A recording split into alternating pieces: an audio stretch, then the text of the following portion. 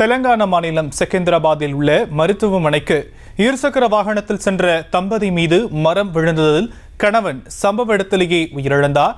விபத்துக்குள்ளான பதைபதைக்க வைக்கும் சிசிடிவி காட்சி வெளியாகியுள்ளது. அதனை இப்போது பார்க்கலாம்.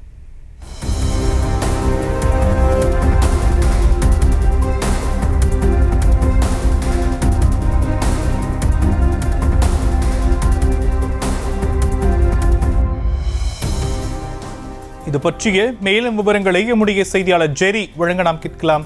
ஜெரி, என்ன நடந்தது? செகந்திராபாத் பொல்லாரம் பகுதியில் உள்ள கண்டோன்மெண்ட் மருத்துவமனை அருகே மரம் விழுந்து ஒருவர் உயிரிழந்தார். மனைவி சரளா தேவிக்கு மருத்துவமனையில் சிகிச்சை அளிக்க இருவரும் கூட்டியில் மருத்துவமனைக்கு வந்து கொண்டிருந்த போது மருத்துவமனை வளாகத்தில் இருந்த மரம் திடீரென அவர்கள் மீது விழுந்தது. இதில் கணவர் ரவீந்தர் சம்பவ இடத்திலேயே பரிதாபமாக உயிரிழந்தார்.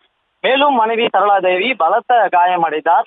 உடனடியாக அவரை காந்தி மருத்துவமனைக்கு கொண்டு செல்லப்பட்டார். தற்போது அவரது உடல்நிலை கவலைக்கிடமாக உள்ளதாகவும் தெரிய வருகிறது. சம்பவம் குறித்து போலீசார் விசாரணையை மேற்கொண்டு வருகின்றனர். விவரங்களுக்கு நன்றி ஜெரி.